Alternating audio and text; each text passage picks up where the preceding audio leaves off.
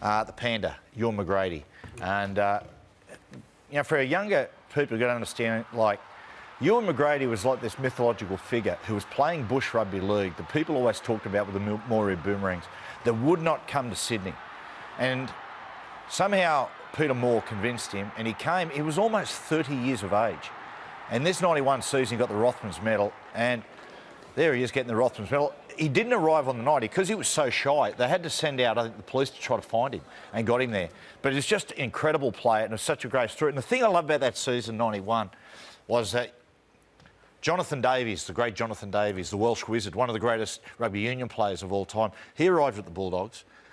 And you got Panda, Ewan McGrady from the Maori Boomerangs, and the Welsh wizard, Jonathan Davies, coming from European rugby, totally different backgrounds, either ends of the planet, and came together and just formed this incredible partnership. And I read an interview with Jonathan Davies, who's played with some of the best in rugby league and union. They said, "Who's the best player you ever played with?" And he said, "Played with a guy in Australia called Ewan McGrady."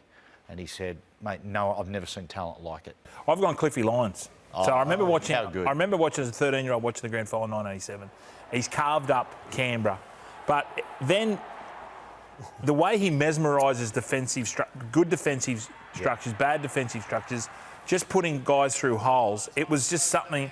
When we talk about play what you see, this was a bloke who just. Remember one night? He was the moustache magician. We played him in 95 one night at Newcastle, and it was still the ground record of 32,000.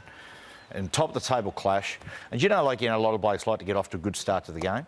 And I think the first two times Napper got the ball, he does that shimmy and wait for Beaver and threw long passes both over the sideline. The crowd had laughed, and I thought, he's off tonight, And then about 5 minutes later, they come across, boom, went bang.